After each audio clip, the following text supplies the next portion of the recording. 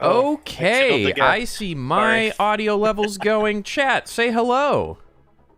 Hello. Huzzah. Hello. I see QQH in the chat. I don't have the YouTube one. I don't have the video open, but I have Restream open. So in theory, I should see both of them compiled. I just changed my handle on Twitch and on Discord. Yes, .me Draggor, except reverse. I am Draggor.me. Hello, just like that domain name up at the top here. And holy shit, my weird broken boned model is correctly pointing up. I'm watching it happen in real time. All right, enough of that. Hi, welcome to episode 51 of Dooming with me, Draggor. Welcome, Alice. Hello. I am currently getting my shit absolutely rocked because I don't play video games often. In the Discord chat so far, we have Alex the Wolf. I believe you're new to this. I don't immediately recall you having been on this before. Welcome. Oh, he's a friend of mine. Hey, Alex. And did you see that awful character? Hooray! We also have Gray Fox and Head Fox and Jacqueline, Quucksum, Skippy Fox. We've got Zan and Zargaz. Welcome. The way this works, if you are new to this thing, for the first hour approximately, myself, Alice, Zargaz, and Zan are going to be in the Doom Live, and we're going to do an outright podcast and a little bit of an interview and chat, talking with our special guest, Alice. And then at some point after that, give or take, we'll rejoin with the rest of the group for more shenanigans and outright chaos of everyone talking and being on the stream.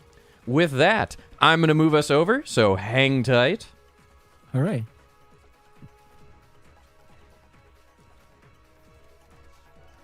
Okay, I'm confirming the unmutes this time. All right, Zargaz, Zan, and Alice are all unmuted and ready to go.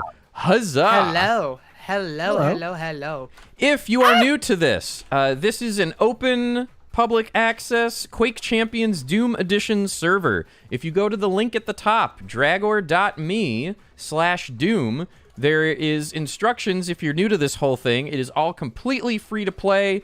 You might see some non-classic Doom textures if you do it that way because it uses something called Free Doom, which doesn't have copyrighted art assets. Otherwise, if you do have a legitimately bought version of Doom, you see everything as it should. Much of the assets in this mod have been replaced. And we're going to do a bunch of deathmatch, kind of as you see it now, where it's item pickups. We also do a mode called Unholy Trinity, where you have infinite ammo of the lightning gun, railgun, and rocket launcher. And then, as ever, our favorite, well, my favorite, I don't speak for others. Some people don't like it. We do some Instagib, especially with the map called The Longest Yard, which we affectionately call Jumpy Bullshit and others. That will happen.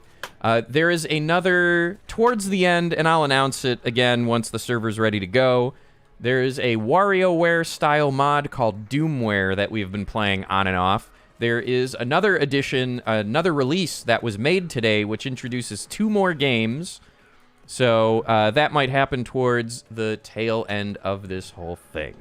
With that, welcome Zargaz, Zan, and special guest Alice Kane Wolf. How you all doing? I am dying a lot, but I'm doing fantastic. I just fragged someone, and their name was Heavily Armed Goose. Thank you for the shout out to masturbation earlier. I thought that was you. No. Someone else who was listening to that was Heavily Armed Goose. At least I assume that's what happened. Is that so one let's of the things that had to be defended? On trial? Congratulations. I had to, what I even forget Well what done. I had to defend geese with guns against mustelids. And I did in fact win that. I hope What is the that's- context here? Geese with guns versus mustelids. Yes. Okay. So, Alice, if you have not seen or had a chance to be part of, Boozy Badger does a panel called Mass Debation, specifically with that's that pun in beautiful. mind. Yes, it really is. And Boozy was sick, so QM was running this one. And the shtick is people propose arguments. So, like, someone in the chat might say, oh, do Pepsi versus Coke. And there'll be a bunch of suggestions going on. But then Boozy or QM, because they're both equally evil, make no mistake, will pick one half of one of them and one half of a completely, utterly unrelated one and do that. So, like, the one that was proposed was geese with guns versus llamas with swords. And then it was mustelids versus dogs or something. So QM went, Draggor, you get geese with guns, and Sparf, you get mustelids. And then we had to have a debate on who wins that pairing, as awkward as that sounds. But in any case, enough about that panel, although we didn't get to say it on Golf with Friends. Furthermore, I don't know if this is the final total or not, but this weekend they raised $6,969 for their charity, I believe. So, huzzah! Woo-hoo! Thank you to everyone who participated in that. Nice. Alice Geese with is guns a too OP? furry... What was that, Zan? Is Geese with Guns too OP is my question. The Goose Game. Where if they had a gun, would it just be too much, or would it just be the greatest mod ever? If you want to Listen, find geese out already the answer... wake up and choose violence. You really want to give them arms? Yeah, that's true. They already have honks. They're pretty terrible. Honk, honk, honk. QQH just said the total just went to over $7,000. So, even in restricted Ooh. COVID times, Great. furries, I love you all. You are awesome. Speaking of furries and music in furry, Alice Kane Wolf is a fantastic musician all around, singer, death metal vocalist, shredder. I don't actually know all the things you do. Those are the things I've listed that I'm immediately aware that you've done, but I'm very sure you also do production things as well. Yeah, I feel a little pompous when I just list off all of the things that I do that are related to music, but like I take a little bit of pride in being kind of a one-woman show kind of thing. So I compose all my music, I produce it, I program the drums and the synthesizers, I play and track all the guitar and bass. I have worked with a couple of different vocalists in the past with original songs and with cover songs, and with my new release, Praxis, I'm working on putting more of my vocals out there. Different styles, singing, rapping, various levels of vocal processing. I love sound design and experimenting with stuff like that, which I'm sure you've heard a little bit in my last album, The Story So Far. Even if that was like very metal focused, there was a lot of just other things in there, because I personally get a little bit bored when it's just guitars, bass, and drums all the time. So it's like I'm constantly on YouTube looking up production tutorials and just like figuring out, okay, what can I do with this synth? Like, what can I do with these plugins? How can I make this sound better? How does this do this? I will like research the production styles of the producers who made some of my favorite albums and try to like study that, and just I'm a student of music just as a whole. Yeah. I mean, the first thing I want to ask is, so what are some of the producers of some of your favorite albums? Because I'm personally curious if I'm even going to recognize some of... Like, I don't know too much in the names of producers, but I might... There's a modest chance we overlap in knowing the albums. Yeah, well, it's like... I'm trying to pull examples off the top of my head, but like... I remember, like, really early in my career getting really interested in how some of the, like, early thrash metal stuff and, like, power metal and just 80s stuff in general that it was recorded, and, like, really going for that, like, saturated guitar sound and that kind of, just really kind of trebly piercing kind of thing. So I looked into a lot of, like, the techniques behind, like, Judas Priest records like Painkiller, and yeah, I love that record so much. It's been way too long since I've listened to it. But like the breadth of stuff that I listen to is so massive, because like one other genre that I take a lot of influence from is hip hop. So like, and a lot of the times you'll have like a whole bunch of producers on one hip hop album that are just like making a whole bunch of stuff, and you know, it all gets collected by like the producer of the album and the artist and everything, and there's just so much collaboration. It's so many different styles. Like I it's really hard for me to nail down. If I had to pin down, like, I guess I could use my work that I've had out so far as an example, but like The Story So Far, I pulled a lot of influence from like modern metalcore and progressive metal production from people like Adam Nolly, Get Good, Joey Sturgis, Will Putney, who produced like Will Putney did the last couple of Knocked Loose records, I believe. Joey Sturgis did like basically every deathcore record in 2010 onward. Oh wow. Yeah, like if you've ever listened to Amir, that's actually the only band off the top of my head that I know. I think he did some stuff with like Attack Attack and Asking Alexandria. Like that whole movement was very influenced by Joey Sturgis's production style. Like outside of that too. Shites. So, perfect timing. It's hard to focus when all that's going on. If you all go to draggor.me, the top post is Alice's post, and I embedded, I think from Bandcamp, Hymns for the Apocalypse from the story so far. And I also tweeted about that, saying something silly and comical of, this is pretty metal. And the reason I picked that one in particular is it has so many different styles and things coming together without sounding like piecemeal or constructed. You know, the song sounds like the song it is meant to, but if you're aware of the influences that go into it, like, holy shit, how do you do that? So, Hymns for Apocalypse, that song just kind of poured out of me. I mean, I'm sure as you can tell by like the soundscape and all of the sampling at the beginning of the song, it was very early on in the pandemic, where just like I was sitting at my computer and I was feeling really dismal and hopeless about this whole thing, and I was just toying around with one of the synths in Ableton, the wavetable, and I made that sound that you hear at the beginning, that big like massive organ sound, and I had that as a build-up for a while, and I was like, wow, this is like a really neat like mood, and I just had that in the session for a while, and then from that I was like, well, what would be a good way to transition from this into like a more metal arrangement or whatever? So naturally it's like big drum, like everything drops out, sample, big drum hit, bass slides in, and you just got the guitar playing the root notes and all of that of the chords that the synth is playing, and then like the riff and all that comes in. And my approach to songwriting is very lateral. Like a lot of the times I will start like at the intro or at like the first like main part of a song that I want, and then I'll build up to that, and then I'll just like listen through to it a bunch of times and be like, where does it go? Where does it go? Where can I take this? Like, where does it lead me? Do I want to go there? Do I want to subvert the expectations? And so like that's why a lot of the riffs in Hymns for Apocalypse are very varied, but are all like based off of some of the same melodic ideas.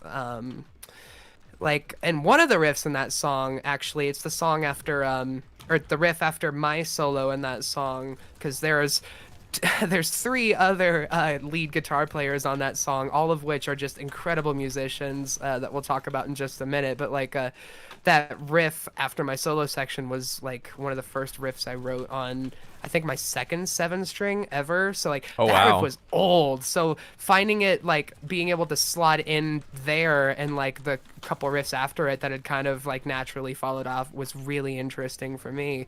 Oh no, it wasn't after Angels. Was it after Angels? No, it wasn't. Yeah, it was after Angel Vivaldi's solo in that song is the riff I'm talking about. Sorry, I haven't listened to it in a while. But that brings me back to like the guest musicians on that, because like as I was writing that song, like I just had like all of these like verse sounding parts, right? Like where a lot of the guitarists are kind of doing their thing, and I just like. Initially, I thought that I was going to be the one to put all of those parts together and be like, play all of the leads. But with the nature of like, I don't think that I'm playing this stuff live wasn't on my radar when I was composing a lot of this, even though I arranged it so that I could if I needed to in a pinch. But like, I was like, all right, I'll see who I can reach out to. So I reached out to a few of my friends, Lucas De La Rosa, who has an EP on Spotify and all of the other streaming services called Sunset Highlights, I believe. It's an amazing work of instrumental prog metal, and it's just incredibly produced, all written by Lucas, and they are just an absolutely phenomenal guitar player. They took the first like minute-long solo in Hymns for Apocalypse. That really Nice. wild, like screechy, Nice. high-end stuff. Yeah, Lucas, absolutely insane guitar player. And then the next solo on the song was my friend Angel Vivaldi, who is probably the biggest like name drop feature on that album. If you're into instrumental prog metal at all, he's pretty well known, pretty influential as far as like the modern virtuoso guitarists. He's personally my favorite of the bunch. The music that he writes, like I haven't found instrumental guitar music that tickled me like that since I found like Steve Vai back in the day. Ooh, or nice. like all of the old Yngwie stuff and just like the neoclassical stuff. Like Jason Becker was another big influence of mine as well. You are speaking to a lot of what I have listened to over the years. I'm really glad. Well, okay, I gotta ask really quick in this. So, like, you mentioned Steve Vai, you mentioned prog metal, you mentioned this very, like, thick production sound. Where are your thoughts and opinions on Devin Townsend? Oh, I adore Devin Townsend. I've seen him live Hey. twice. He has been one of my favorite musicians just for ages. Actually, it's funny. I was going to mention this because I know we have Zanny in the chat, right? Yeah. Yeah, I'm right here. Yeah. I just find it so hilarious that we're ending up like doing this because like I think I've run into you a couple of times at cons, and I remember even like way back in the day, like when I was still more active on Fur Affinity. I think it might have been even before I transitioned. I was uploading like guitar covers of Devin Townsend songs to Fur Affinity, and I remember you commenting on a couple of those at one point, and it's just Yeah, funny how yeah. small the furry world is. Oh, totally. It's a that's bit. definitely how I found you because I'm a total Devi head too. Zan Yeah, I is don't know why how I'm I into didn't- Devin.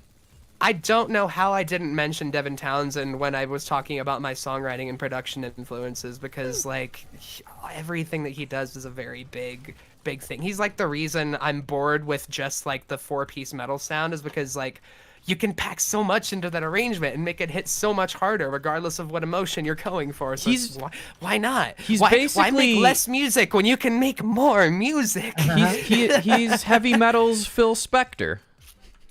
And he's also like a big inspiration to me as far as just like pursuing what he wants to make authentically. 'Cause, Yes. like Yeah. if you look through his catalog, he's done everything from like ambient stuff to like more electronic stuff to like really poppy metal stuff to like the strapping young lad stuff is absolutely incredibly aggressive and just raw and just coming from such a crazy place.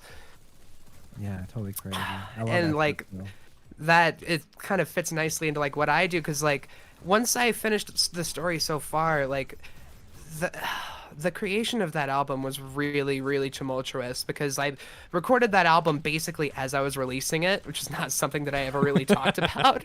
So like like I had the plan in my head and like written in my phone like the year before. It's like, okay, these are the dates that I'm gonna shoot for like having these songs done. I'm gonna roll them out, I'm gonna release them, I'm gonna like make the artwork or whatever, and then life just happened, right? So it's like when the quarantine happened and all of that stuff happened, like I lost my job and all of that went on, I was like, well, fuck it, I'm gonna at least hold myself to this. And then just due to like some mental health stuff and extraneous circumstances, I ended up getting kicked out of the place that I was living halfway through that process. So that was interesting. Not fun. And put a real kink in recording everything. So the place that I was at mentally and physically throughout the creation of that was so stressful that it almost gave me a really negative association with producing prog metal. And I acknowledge that that's totally like a first world problem thing, but it's just the circumstances of how that album came to be. Like, they required me to take a break. And also just like while I was working on that and writing that even, and just like leading up to and during the release of that album, I was exploring all of this electronic music and stuff that I like. If you had told me like years ago I would be a big fan of, I wouldn't have really believed you or wouldn't have been really on my radar. But like I started getting Right. really into like industrial and like IDM and like rediscovering my love for artists like The Prodigy and Aphex Twin, and then discovering new stuff like hyperpop and the PC Music Camp and the goddess that is Sophie, rest her soul. And so like all of that really influenced me to like start looking more into electronic sound design and like get more of an appreciation for dance music and pop music. And like Sophie is a big influence on me too, especially going into like the next release that I have lined up, Praxis, because like a lot of what made her sound so distinct and so like powerful was she built all of her drums and all of her samples and stuff from scratch. Oh, wow. She synthesized all of that, and like that was incredible to me. Like I hadn't been in that much awe of like, how do you make that noise? How do you do that? Since I was a kid, like getting my first guitar and like asking my brother, what effect pedal are they using to make that sound? Like listening to One by Metallica, and he's like, that's a reverb, that's a chorus. I'm like, now I'm like, holy, like when you get into synthesis, that becomes so much more layered, and it's just incredible. There's So, actually like, a question from the chat that I'm also curious to hear from Quuxum. What do you think of Steve Wilson's work, if you are aware? Steve, I'm presuming Porcupine Quuxum Tree, is if you know the band as well. Yeah, I'm presuming. I was just making sure. I am quite a fan of a lot of his work, actually. I think a lot of the Porcupine Tree stuff is absolutely fantastic. I got so happy. Have you ever played the video game Control? I have not. Zan, Zargaz, have either of you? Control, we played a little bit of it. We didn't get too far into it. But yeah. And so I am a big fan of that game. I highly recommend you continue to play it or finish it. But it ends with a Porcupine Tree song. I'm not going to spoil which one it is, but it brightened my day so much when I was just like, wait, that's Steven Wilson singing. Draggor, if you don't know, these are the makers of Alan Wake. So it's actually in the same universe. Yeah. Oh, I did not know that. I did start playing DLC Alan Wake. that actually ties it together. I did not finish Alan Wake, unfortunately. I did start playing it and enjoyed it. I don't know why it fell off. I'm just gonna assume life shit.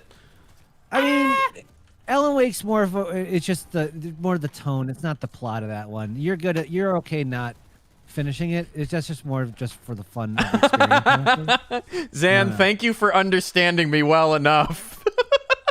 Yeah. So yeah, to go back to like Steven Wilson. Yeah.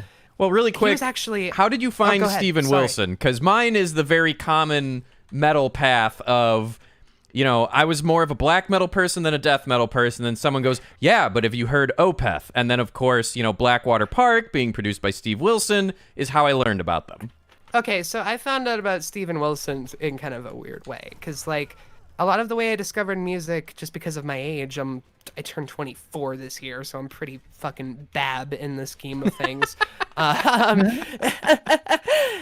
So a lot of how I discovered things was on the internet. So like I fell down fucking YouTube music review hell rabbit hole, and like it was right around the time that The Raven refused to sing came out, and I was like, this is really neat. It's like prog, and it's like, oh, I really like some of this stuff, and like those guitar solos are amazing. Oh shit, that's Guthrie Govan. And then I got more into his back catalog, and then I was like, wait, he produced for Opeth? And then I had to go listen to Blackwater Park again, and then that led me down the rabbit hole of Porcupine Tree, and it was just like so much goodness, so much goodness. Did you get to listen to Storm Corrosion? Oh, I have not fallen down that rabbit hole yet. No. It's as far as I'm aware, it's just Mikhail the one. and Steven's project together, right? Yeah. I know they have casually talked about wanting to do another thing, but as far as I'm aware, no second album has surfaced yet. And like for folks who are listening who don't know, Opeth, while yes, it is a band and for the most part has had overall stable membership, it is almost all completely written and done by Michael Ackerfeld of Opeth. Like Mikhail Ackerfeld is an absolute beast of a human being, and he has an immense sense of humor. Oh my god. I saw him in Chicago, and he was talking about how he got sick and had to visit an American doctor, and he was given an option of different medicines to take, and he just was bragging about how he demanded the doctor give him a shot in the ass. Yes. Zan, I think you were with for that one. I was. Wow, that was bombs. What was that? That's freaking amazing. All right, Alice, here's how spoiled I am. I think I went alone for this one. Maybe my workout trainer was also at it coincidentally, but I wasn't near him or anything. I got to see. This is the most perfect show I have ever seen. Devin Townsend, Gojira, and Opeth all on the same bill. You were at that show too? I was. At Red I got Rocks? the Chicago leg because it was a okay. small tour. But oh my goodness, I have never been so spoiled for a music show. I caught the Gojira, Devin Townsend, and Opeth, the one that they filmed up here in Red Rocks. Wait, they filmed one? Yeah, they Ooh, filmed. nice. You can find, I believe, the pro shot of Opeth, Gojira, and Devin Townsend sets are all on YouTube at this point. Actually, I love that venue. I saw a show at Red Rocks for what's the one I always see is the one for fuck. It's the I wish it stoner- was hypothetical, or I wish it was rhetorical when I say that seeing Gojira play at Red Rocks is so good you shit yourself, but that's a thing that happened. Ooh. Don't get ambitious with your No. playmates beforehand, because those drum solos are just going to fuck you up, buddy. Wow. I had not seen Gojira live, nor had I listened to You anything have of to. them. You have to. They are one of my favorite metal bands of all time, and seeing them, they are my favorite live band of all time. Absolutely. So, like, I guess really quick, long story short, the gent metal genre had never clicked with me. Up until I played the DooM 2016 game and Mick Gordon's soundtrack for that, like, I credit it as being the thing that allowed me to understand the genre, and now I'm able to enjoy the genre. So I played DooM 2016, and then I saw Gojira live and went, what album did these 3 songs come from? And my trainer's like, that came from Magma. And Magma is one of my favorite fucking albums of all time. Magma is an incredible album. Alice, Oh, one of shit. my favorite Red Rock performance things I've seen is Spangle. It's kind of like techno done with like a lot of authentic instruments. Are you familiar with them or not? I think I've heard the name, but I don't think I've actually fallen down the rabbit hole you with have to any of check their out music. Spangle at Red Rocks sometime. I will. Like we want I to. love good live shows. It's good like LSD. Yes. Yes. Acid, Yes, like, you're talking my techno language. bullshit. It's great. It's great. But they're my favorite one of theirs is called "My Head Feels Like a Frisbee." Just to give you an idea. Oh, I It's a love good bands with song. absolute nonsense song titles. Oh, it's good. It's so good. So good. I have to ask from Devin Townsend's, as of right now, latest, please tell me you have heard, and if not, seen the music video for Why, his kind of like Yes. Disney princess song. Yeah, it's been quite a minute, but I have seen it. I don't think I've actually listened to Empath front to back yet, but I have seen it. The strongest It's song funny we were is just thinking about Genesis, that but I today. love the whole thing. Genesis is an absolute fucking masterpiece. I have not been that excited and stimulated by a Devi song in so long. Ooh. Okay, but that makes like, me so happy. Can we talk about my favorite Devin Townsend song of all time that I feel like nobody talks about? Please do it. Deep Peace What album? off of Terria. So The I am not guitar that well solo versed and about the- the back catalog of Devin. Like, should Addicted go Onward is listen what to I know the Terria. most. You should go listen to Terria first, and then I would say Synkistra is another good one for his like Devin Townsend band like solo era stuff. I know that one because that's where Vampira comes from. Yes. But like listening to the whole album, it's actually a gapless track. It's just one big thing. Oh, I wow. really recommend it. Great road trip album. Great road trip album. Nice. But yeah, Deep Peace. It's one of the tracks off of Terria, and like it starts off very somber and very acoustic, reverbed out as a dev is to do, and but it just swells into this ridiculously amazingly orchestrated like guitar solo instrumental section, and it's just like it's unlike anything else in his catalog. It's almost neoclassical in its composition, and it destroys my soul every time I hear it. Well, like, I it's do like kind he of not does those tracks that are surprising. very different sometimes. Oh, sorry. Go ahead, Zan. Say that again, Zan. Oh, I was just saying, every once in a while he does do a track that's way different than the rest like that sometimes. It's Yep. just playing with a style.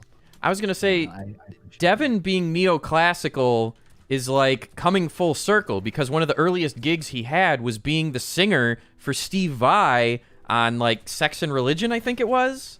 Yeah, it was Sex and Religion, which going back and listening to those vocal performances and like especially watching the music videos from that era, it's wild. What was it? He was performing on like Conan or something like that. Jay we were Leno. watching? It was Leno. Okay, good. Because Can we there's the talk about story how- where 'cause he shoves the phone up his ass. He had but he had his head shaved during that era. And can we talk about how the dude looks the same? Yeah. Yeah, he's one of Yeah. those where I Once mean, you let's reach be match clear. level, He you did stop also leveling. like he's been sober how long, and like quitting booze is one of the best things you can do as far as aging well. Oh yeah. Yeah. Yeah. And now he just makes music. He just eats and breathes and shits music and does nothing else, I guess. The life. Yeah. Sorry, I just told Q, the one who won by a wide margin, they were using a character that we deemed is kind of cheesy and should not be used, and instead of switching characters, they quit. F in the chat. Oh my gosh, press F to rar. Zan just rarred I me did. from behind. Rard you hard. From behind even. Wow. Yeah, I got rarred from behind. Oh my question mark? So, if you've seen the dinosaur-looking thing running around as one of the characters, that character's special ability is basically a blood rage, and you drop all of your guns and you just have a claw, and when you press fire, you swipe the claw. So we say that is in rar mode, and you press F to rar. That's Good. Okay, That's so good. all right, on this topic of like that kind of production, and then in similar topic with both the story thus far, and then kind of what I've heard from Praxis so far, I understand we don't have any visuals in front of us, but like to the best of your ability, how can you describe your process of going from you have an idea, you either have like a riff or you have a thought or a song idea in your head, and how do you take it from I have this single instrument with this line of notes to kind of this wall of sound, Devin Townsend style production?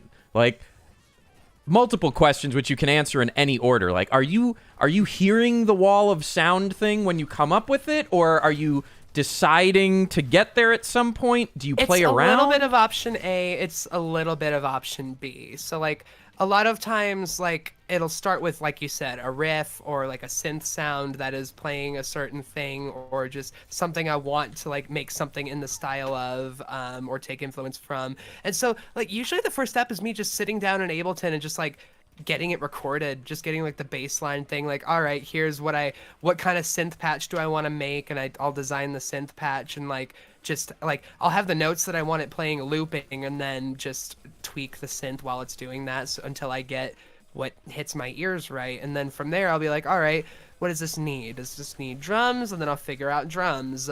Depending on like the genre, I'll either like load up a plugin and start programming like an acoustic drum kit like on the story so far, or I'll go and synthesize some drums because I've been really enjoying doing that lately. Or if I'm like wanting to do something electronic but not wanting to put all of the effort and time into like completely synthesizing everything from scratch, because that's not always an option, I will delve into like my oodles and oodles of sample packs and just kind of spice rack, as you will. And then, like I said, when I build songs, it's very much building it laterally. But when I think of like building out the frequency spectrum and everything, I think of that kind of like building vertically, you know, like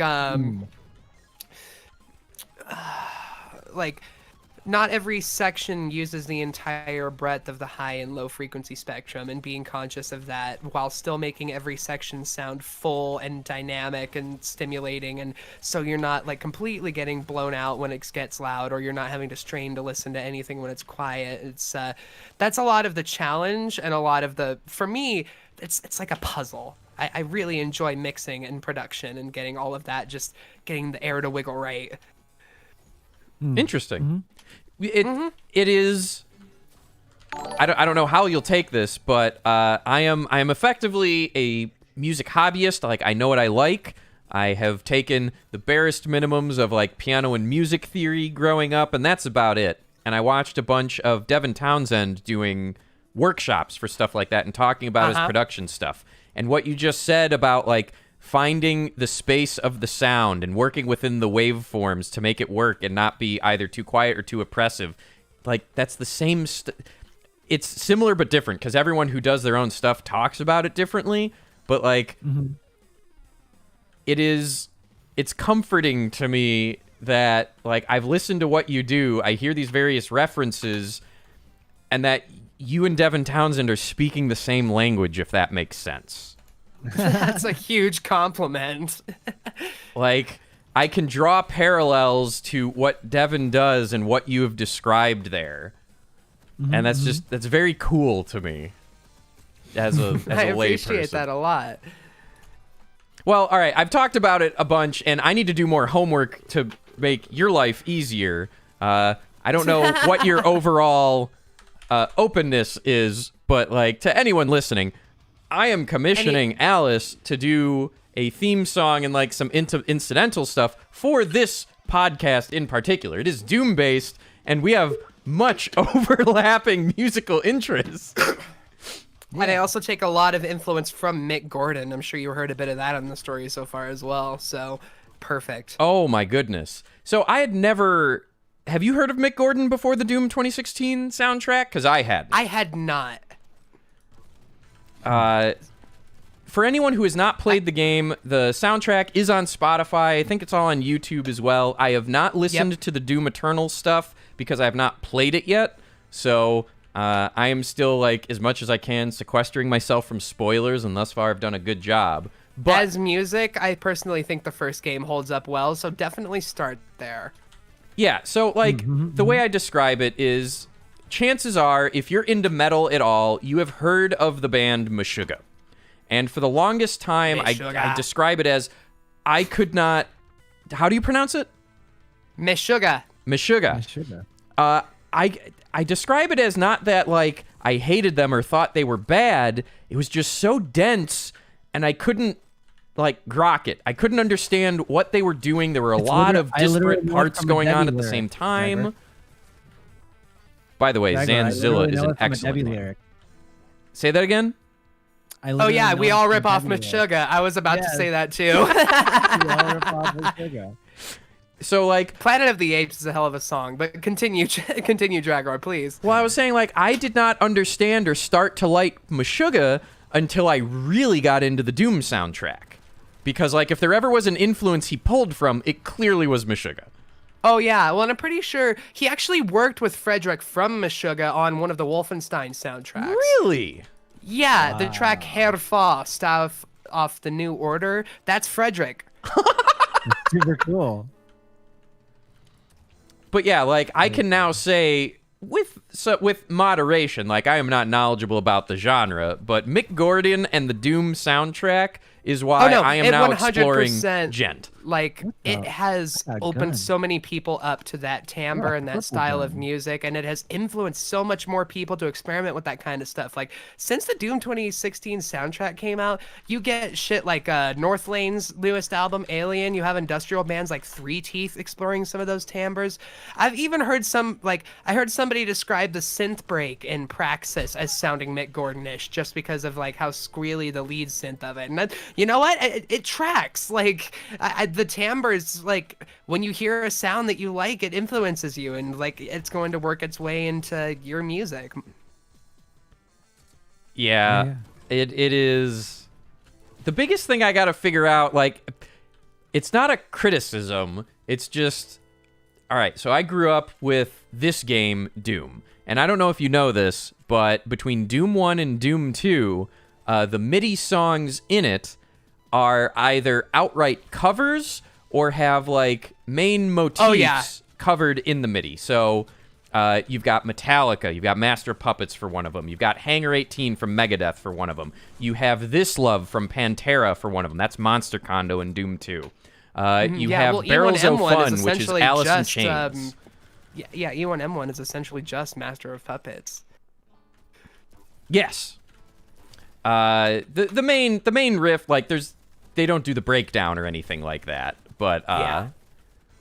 and like to me Oh God. I don't want to say it's missing because Doom 2016 is its own thing, but the thing I personally am trying to figure out for what I'm commissioning from you, Alice, is like I love the Gent and the Mick Gordon stuff, but like my desire is like I want that little bit more melody. What Alice in Chains, how they blended metal and melody is pretty unique. And like I don't know how to reference that without saying, hey, can you do something like that weird minor major conversion in the chorus of oh my god, the Barrels of Fun song. I'm blanking out on what it's called. What are you talking about? That's like the exact fucking reference that I enjoy to work off of. Like, I know enough music theory that I could like, okay, you want this kind of melodic arc, and like I can build the arrangement from there with whatever influences you want me to pull off of. Like, send me like a mood board, and like to start off with, I'll jot down some riffs and some ideas, and I'll send you some stuff. I didn't like know it. those were the two magical words I needed to unblock myself. There you go. That Mood is board. perfect. Yep. Yeah, I'm Totally. sorry. Well done, I'm Skippy. speechless because you just blew my mind. It's just what I do. Like, you have to get your thoughts in order. Totally. Oh my gosh. I'm now thinking. I can't. It's blowing it. The first track off of Dirt from Alice in Chains. What is it called? Them bones. Them Bones. Yes. That. Them Bones and Wood both do the minor to like briefly for half a measure major and then back to minor for their main choruses. Yeah, and that, like, it is my gently favorite thing ever. Steps out. I feel so alone, gonna help and think about them bones. Yeah, that. I have goosebumps on my arm. Teenage me will never forget the first time I heard Alice in Chains doing Them Bones, and I'm like, that's the Doom song from my favorite level. I always think of Beavis and Butthead watching it for some reason. That's just me. Because Beavis and Butthead I still found liked that song it too. through I know they GTA did. San Andreas. Hell yeah. Oh, nice. Nice. Okay, I have to ask. Whee! It's like the other aspect of music I like that while yes, they can be metal, for the most part, they were more goth than anything else. Typo Negative. Oh, I fucking love Typo Negative. So, I saw their penultimate show, their second to last show they ever did in Chicago before, unfortunately, Pete Steele died of like some heart failure complications. I have Yep. seen Typo Negative live more times than any other band I have ever seen. They are so good. I am a big fan of their music, the way they used synthesizers and atmosphere, the way they composed everything, how much of a role the bass guitar has. Like, love them. Love them, love them, love them. Oh, I'm so happy. I am so happy right now. All right. All right, here's a question for you to tie it back in. Is there anything, and it's fine if there isn't, is there anything that, from Typo that has, like, shown up in a song or has been like, I don't hear this anywhere else and I want to do this? Because, like, Typo, in their own way, their distortion sound is theirs, but, like, pick a song and you can go, this is thrash, this is New York hardcore, this is the Beatles. Oh, wait, like, half their catalog is the Beatles, because Pete was always an early Beatles fan, Yeah. which is why he covered, did the Beatles medley on World Coming Down. I don't think on anything that I've made yet really directly takes influence from anything Typo, apart from like the fact that I really enjoy writing melodic stuff and low tunings as well. But I have always wanted to cover Love You to Death. Hell yes. Absolutely. Oh my goodness. Typo Negative was in the Descent 2 soundtrack. Not only were they in that, the way I learned about them was they had the song Creepy Green Light as like this weird bonus music thing on like an early Vampire the Masquerade demo. And that's how I found them. I dug into the folders of the demo game, and found these different tracks that all had credits. And I'm like, I like this song Creepy Greenlight. Who the hell is this? And then I learned about Typo Negative, and then teenage me was playing on loudspeakers Black Number One, and then my parents only heard the chorus part of Lovin' You is like fucking the dead. So you found your favorite band by like just creeping through files on a computer game? Yes. That's so crazy. That is so you. Okay, so I have a funny story about like that, like finding really neat bands in unexpected ways. I inherited a really old laptop from my mother slash brother. They both used it because they lived together at the time, and my brother collected a lot of music and influenced a lot of my tastes, usually with like hip hop and new metal stuff growing up, but he just listened to a lot. So like when I got that computer and I installed iTunes on it, I was like, all right, let me like get all my music off my iPod and like see what's up and like get some new stuff or whatever. But there was this folder and I was like, there was this thing and I was like, if it was any other like song that like, or any other like name or whatever, I probably would have just glanced over it and never anything. But it's like it was a power metal band called Saint Demon, Daemon, and it was a song called My Judas, and I had never heard it before. I had never heard of them before, but I turned it on and I got this like really pretty like synth swell into this like low like mumbled vocal fry with this like really pretty acoustic guitar in the background, and it just like swells up and there's this dude over a bunch of amazing riffs and like it's all melodic and just powerful, and like I was like,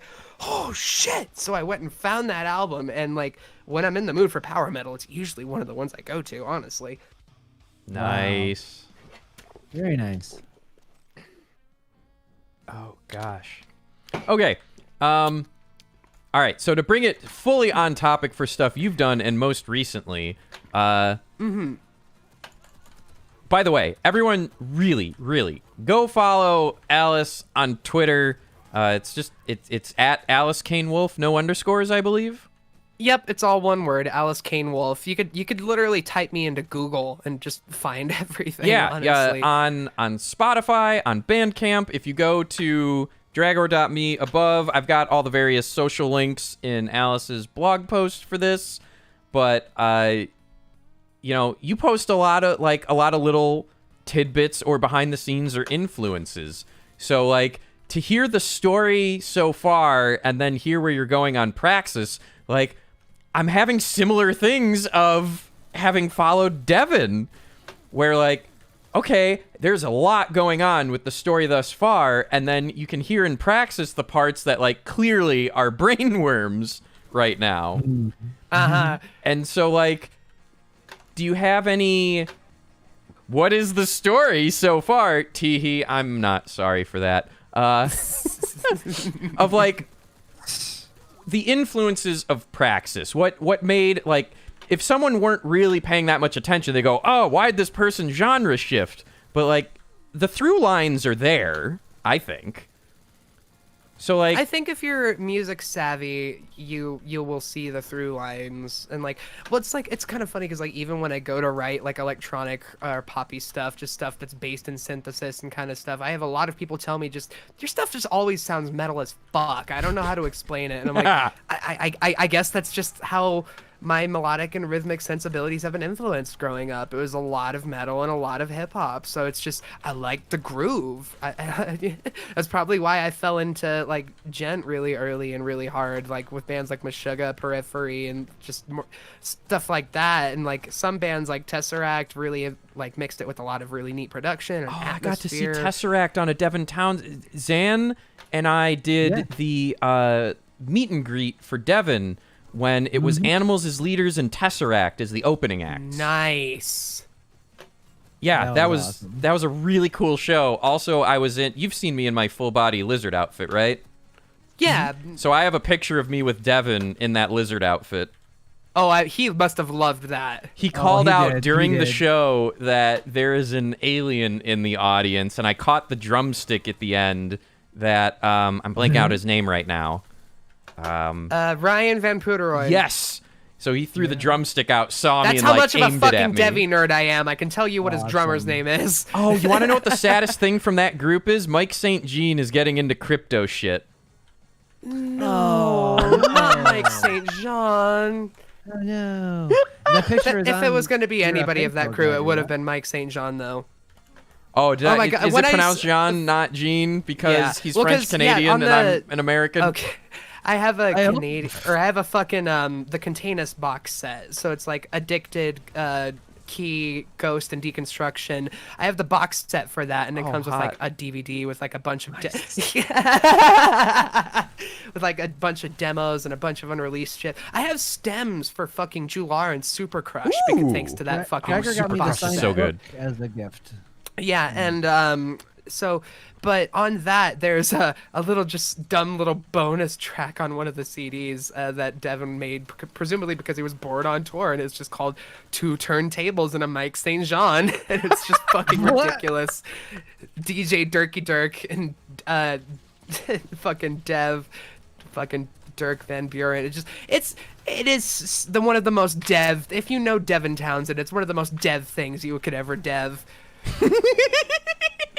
That's amazing. I love when devs. I like Freeway. That's one of my favorite weird songs of his. Just him doing. Wasn't that like kind of country up? You know that one, right? I love it when he goes like country. Like, Freeway is there are not the parts name on of the key. song. It's called Summer Something. Oh, is it? But like Freeway is one of the main lyrics in it. It is off of the bonus album to Epicloud? yes. Yeah. Heatwave. Heatwave. That's the Heatwave. song. That's And it. I like Quietus because it's like 4 fucking basses. Hmm. Well done, Draggor. Thank Okay, you. can we talk about fucking how what's socialization on the fucking bonus CD for Epicloud? How is that a demo? Because socialization, Right? my theory is socialization is what became off of what came before Empath. Transcendence. Transcendence, the like track 5, the centerpiece of Transcendence is like template Secret Sciences. socialization. Yeah, not that Secret is Sciences, very- the epic one. Which one? I'm not gonna sing it 'Cause- because that would be terrible. Is it Stormbending? No, that's it the can't be first track. Stormbending. That song is really slow. It's been a while since I listened. Hang to on, Transcendence. I am not even playing right now. I am looking this up. Higher. That's fucking. Oh, that song So, is so good. Devin has commented that like there will be musical ideas in his head. So like in Q&As and things, someone will ask like, "Hey, this part in this song sounds a lot like this part in this song," and he'll immediately go, "Yeah, like I just couldn't get that out of my Okay, head, so clearly I got to need work to- with it." I need to find the thing, but a while ago on something called 7string.org, somebody made a fucking chart of like all of the fucking references, like from like his beginning all the way up to like Deconstruction and Ghost at that point, I think, and it's fucking wacky. So you said you haven't done a full listen through on Empath yet, but no. like the song "Hear Me" is kind of the evolution of those other two, where Higher and Socialization are like almost the prototypes to what he finally got out of his system, as he likes to say. All right, so I want to ask you specifically, do you have something like that where there's an idea or motif in your head and you will reuse it until like your brain goes, "We're done"? Yeah. Okay. So Praxis, it's the same 4 notes. It's the same fucking 4 notes the entire time. I just transpose it, like for the chorus. So it's like, the beginning starts do do do do, and all I do is I just move that down a few semitones. The exact same note relationships, just do do do do do do do do. It's literally the same riff, just played a bit lower. Oh, wow. And that's the whole song, apart from some like melodic ornamentation in the background, but like that was the whole basis of it. And it's just because of how I designed the sounds and how I orchestrated it and composed the song. That's why it doesn't feel so repetitive. I am infinitely fascinated. I love this. Really quick, Doom related, I want to ask, would you like to play some Instagib or Unholy Trinity? Instagib is Green Laser Beam's one-shot frags. Yeah, that one I think I might actually have a chance at doing something in. Then I always let me like it. It's do ridiculous. that right now. Really quick, tell everyone all the different places they can find your stuff and how they can send you either money for stuff or for donations or Patreons or Oh, yeah, anything of that headshots and sort. tubby bullshit. Yeah, there's so you can find my music basically anywhere. I distribute it through all platforms that I can. So like everywhere from like YouTube Music, Apple Music, Spotify, Google Play. Is Google Play still around? Like, but like even like I think they call it DistroKid, Google like, Music now, and I Yeah. don't know if it has been retired or not because Google is I think they might have notoriously just shit transitioned to about YouTube that. Music. Point being is like on your streaming service of choice, you can type in my name, Alice Kane Wolf, and find my music and what I'm doing. I have a YouTube channel that I'm not doing much with right now, but there are some covers on there that you can listen and like just like some behind the scenes stuff and just little tidbits. My Twitter is probably where I'm most active regarding music stuff. It's at Alice Kane Wolf, again, just only one word, and that's like where I just idle musings, music stuff.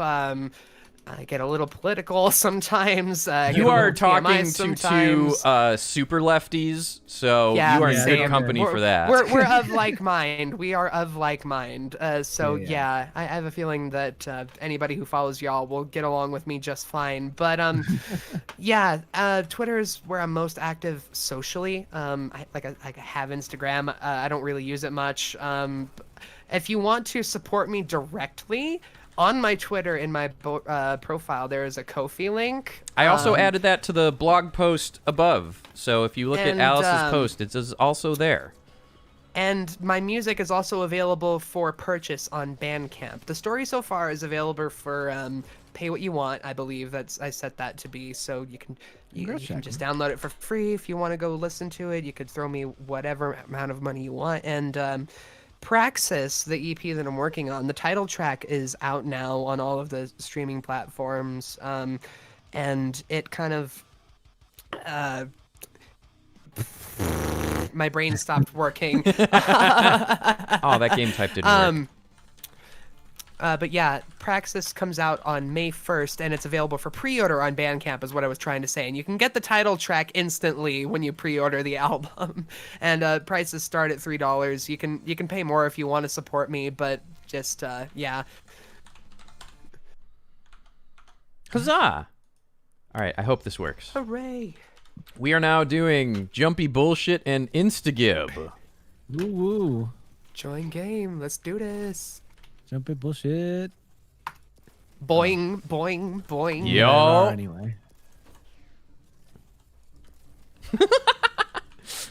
Yeah, like, I used to be one of those people that's like, oh, it's not classic rock or metal, why listen? And I have since grown up, thank fuck for that. Yeah, well, it's like, if you would have told me while I was working on the story so far that my main influences for, like, my next project would be people like, 100 Gex and Fraxium and, like, Sophie and just, like, shit like that, like, the really loud, like, hyperpop, like, just taking everything to its logical extreme production and composition wise, like I love that kind of thing. And that's like, to tie it back to your earlier question, that's a lot of what inspired the direction on Praxis. And so I think what's next for me is, as far as solo work goes, is probably finding a way to merge the two. I make the joke that once I figure out how to do that, it's over for you hoes, because I don't think anybody's ever heard anything like that. But fuck! Yes, I love this mode. I love it. I live for these moments.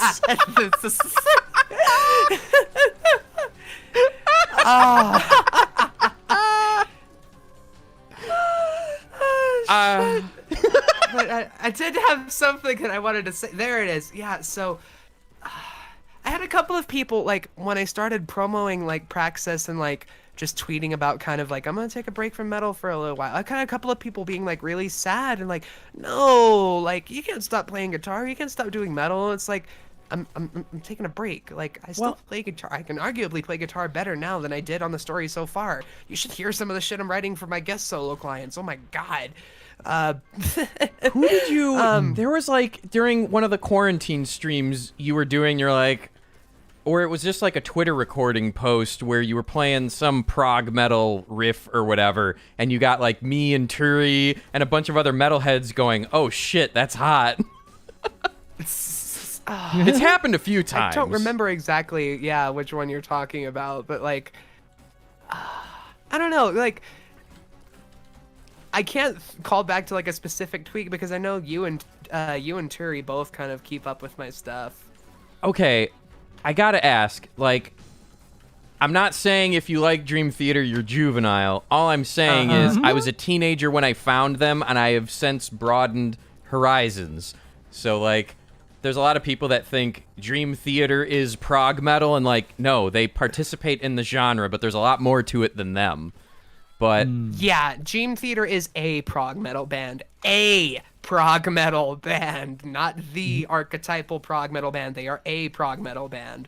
If I had to give somebody, like, a band that really, like, just effortlessly blends the line between metal and progressive, I'm telling them to go to listen to Leprous. I like them so much. They're like, how is it described to me? A friend of a friend described Leprous to me as like a more emotional Dream Theater, or not Dream Theater, a more emotional Opeth. Nice. Yeah, that's a good way of putting it, yeah.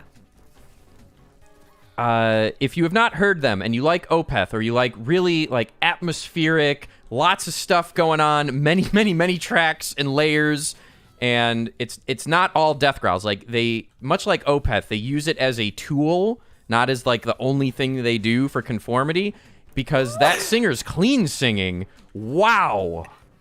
His voice is absolutely incredible. If I had to recommend like a track to start with, I would say Mirage off of Melina. That song starts with a really pretty like synth with just kind of like a repeated like little pluck pattern, and then like the drums kind of like are playing with this groove. You're like, okay, what groove is this going to settle into? Like, he's kind of playing with the syncopation a little bit, and then you hear a big snare hit, and then you get the bass guitar, an 8-string guitar, and a big ass synthesizer all in unison, just going down down down, while this synth line is being mirrored by the guitar, and then the notes in the line are changing to alter the atmosphere, and it's amazing. I love that song so much. Ah, Skippy. Have you heard of the band called Wilderun? I haven't, actually. I'm gonna go look this up. So one of the things I do enjoy about Spotify is it's not always great, but after you listen to an album the full way through, if you turn on the setting that it just like generates a channel based on the album. I found this band through that, and they also had a review on blabbermouth.net. I do not endorse Blabbermouth, but sometimes I learn about albums through them, so don't take them as like a source of truth or opinion or anything, but some of their reviewers are like really into out there stuff. But the track I would suggest anyone to check out if they want to like experience a weird or different prog metal. I'm sorry, I'm trying to find the damn thing. The album is called Veil of Imagination, and the track is called O Resolution. And usually when I show that to people, they're pretty into it. It is long. It's like an 8-minute long song. So, you know, you're in epic metal territory. Oh, yeah. We're familiar. We know, and then there was silence. We sure do. Good fucking lord. I am just dying and dying and dying and dying. Yeah, especially this level. This is the Duke Nukem grocery store level, and there's the porn basement. The porn basement. That is not an exaggeration. That is a thing. You could make an out. I got Draggor. All right, so after this map, I will open it up, and we will go to the general chat, but we've got a couple of minutes here. So, Alice, the floor is yours. What would you like to re-highlight? Is there something we didn't get to that you desperately want our listeners to check out or hear? Oh my gosh, Slippery Stallion calling out Octavarium. Like, yeah, that is what I would call pretentious. No, what's pretentious is 6 degrees of inner turbulence. Damn. Okay, I am very seen right now because, like, that whole suite was important to teenage me, and to this day, I have trouble reconciling how pretentious it is. Like, the whole thing is supposed to be about mental illness, and it's written by a bunch of privileged white guys, so, like, I can't take it seriously, but it was important to 14-year-old me, damn it. It's fucking Berkeley metal. It is!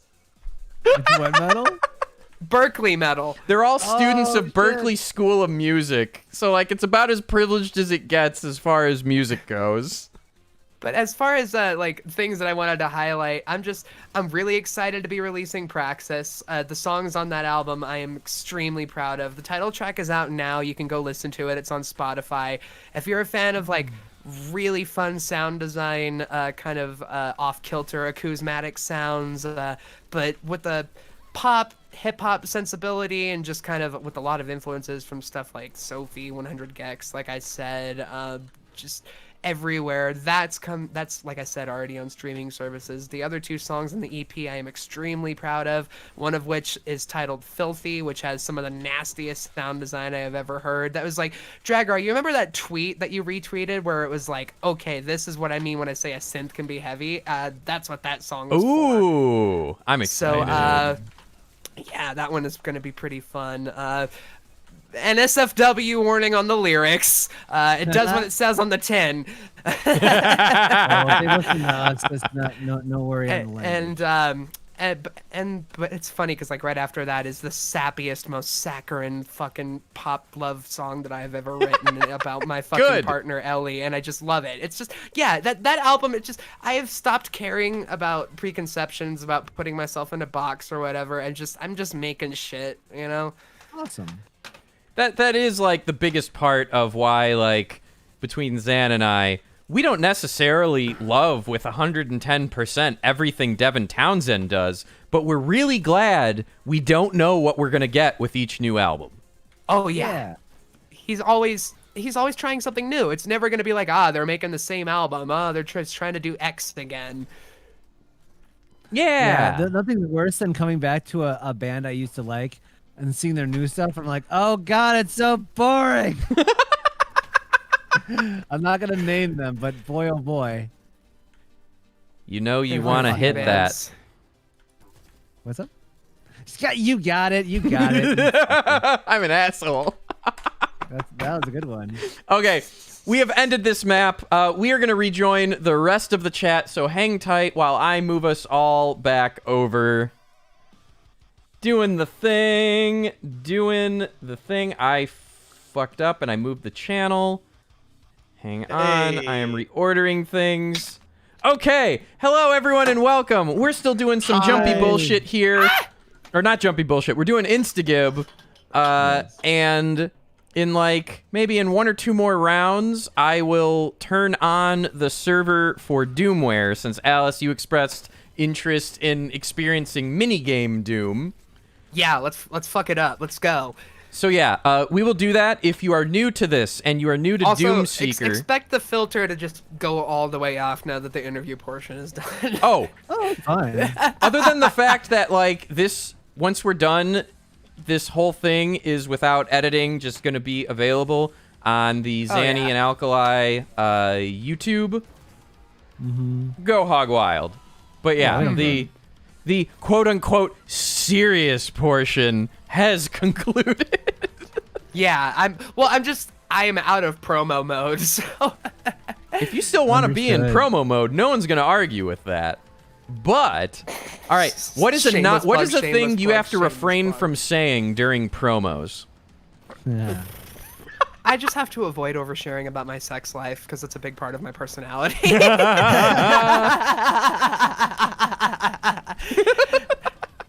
Oh. Like I would not be surprised if anybody here or even some people watching the stream follow my After Dark and don't even know. Oh, I know how that is. See, I had this thing where I kept wanting to check Twitter at work. So, by function What of account am that, I on? my main account doesn't, for the most part, follow any After Dark or Not Safe for Work accounts. Because, like, I just didn't want the stress of having to check. So I made an After Dark account to follow all that stuff, but I never switched to it to check because I'm lazy. You know, I don't have object permanence. If it's not in front of me, it doesn't exist. Yeah, I'm a dog. I know how it is. That's great. Hi, I'm Puppy. Bork. Or for me, airplane. Right? What is that? Look, I gotta be honest with you. I am shocked with how overall party and drug positive furry can be. That I have not been to a furry concert where anyone has covered Flying High Again from Ozzy. Like, I am astounded. I have Archie, that was toyed one with of my the best idea. concerts. I really would love to play more shows at FurCons, but like, part of the difficulty with like how varied my music style and all that shit is like finding the musicians who can play the prog metal shit. For one, do I want to focus it on the prog metal shit? Do I want to build it around like the new hyperpop stuff? Do I want covers in the set? Do I not want covers in the set? Do I just want to try to do a DJ set? It's so much option paralysis because like there's so much music that I feel like I want to bring to specifically the fandom, because I feel like, and I might get crucified for saying this, but I'm tired of it just being house and trance. So, No, all right. Right? So here's a bit of a perspective, I guess I would say. Many, many years ago now, I think it was still Motor City FurCon. It still might have been FCN at the time. It was the same hotel. But there was like, I don't know if it was local or not, but there was clearly a metal band doing a show. And it was at like early to mid-afternoon on a Friday or a cons Saturday. just shaft any live acts. Like, that happened when I was in Run Definitely Run a couple of times. Yeah. That's you. Hi, Alice. Just Yeah, figured it out. hi. So what I was going to say was at either the most recent Anthrocon variety show or the one before, I am dreadfully sorry, I am blanking out on their name, but there was an act during the variety show that was like, it was part prog, part power metal, part screamo. And That sounds kind of like Divine Dragon Cannon? that might be Zen's them. band, I honest to maybe? goodness cannot confirm or deny if that's the name of them. But I know holy that there shit. are more furry metal bands that I know, or than I know of, I should say. There are a bunch that I have yet to discover. But like, they did their set during the Anthrocon variety show. You want to talk varied and leaning towards more like pop songs and ballads. And they got the first like 4 rows to get up and run to the stage and do like half a mosh pit. I have never seen that much interest in a metal band at a con before.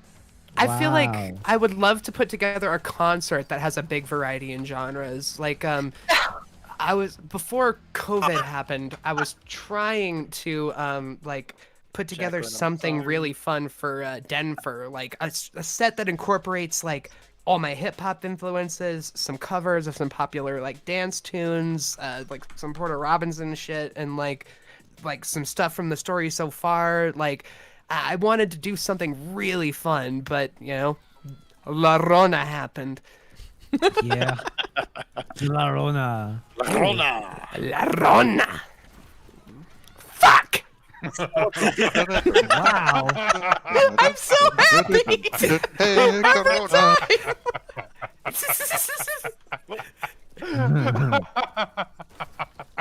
Oh, hi, Excuse them. Zanzilla.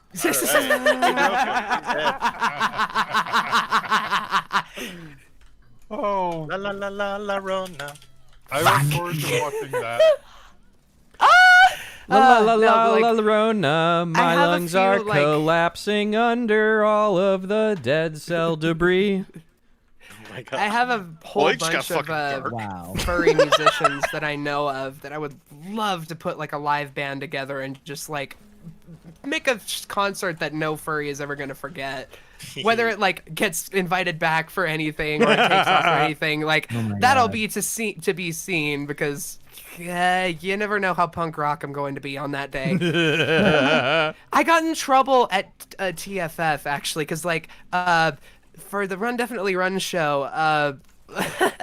I originally was going to wear my Black Parade jacket. I have this trip jacket that looks like something right out of Black Parade, like My Nice. Chemical Romance stuff, and it was going to be like really pretty. But Very cool. it was so fucking hot in that room. Oh my god! So I just thought, just no. It's like it's a rock show. This will be fine. So I take off my jacket and I do my show in my bra. And I got so much shit from both the band and a couple of folks at con staff for Oh, that. come on. No. Yeah, seriously. Like I even like a couple of folks told me it's like you can like be bare and like show your midriff, but that like looked like lingerie or something up there, and like it's a family show. I'm like, okay. Why is it? Why It is was that? hot. It You was not fucking hot up understand there. wattage and lights? And then plus, like, if you've seen me play, you know I play with my whole damn body. Yeah, I even at the fucking, we were talking about this when we were getting set up earlier, but we won't name the. It basically was a private party that you were one of the people invited to do music at, and I got an invite to go to. So basically, it's someone's house, but they had their own little show, and like. You're talking the equivalent of in a hotel room, everyone is cramped shoulder to shoulder, and you are rocking the fuck out. I just if I'm performing, I'm performing. That's kind of my whole deal. I love it. Yeah, that whole like. What was that? I mean, There the- you go. Was that? Haha. Yeah, I didn't hear it. No, the whole Fuck. oh my god, a bra. It's like, okay, well, what's the difference between that and like a swimsuit? Yeah, that's my thing. Like We're not on a beach. I don't know. I don't know. It's dumb. Like it is a little dumb. So it's like, but it's like, if that's the kind of thing that's going to get me shit, like.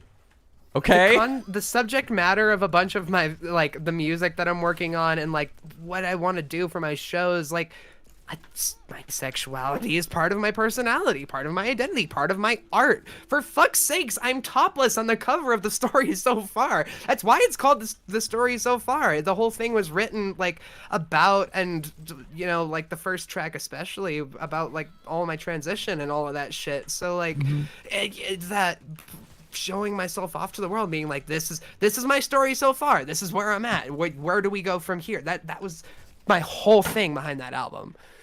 How I want to ask, because I've been curious, how much of that was also an intentional fuck you to the hypocrisy around laws around gender roles? Oh, it very much was. I'm very much waiting to. I was kind of hoping for somebody to give me some shit about that because like.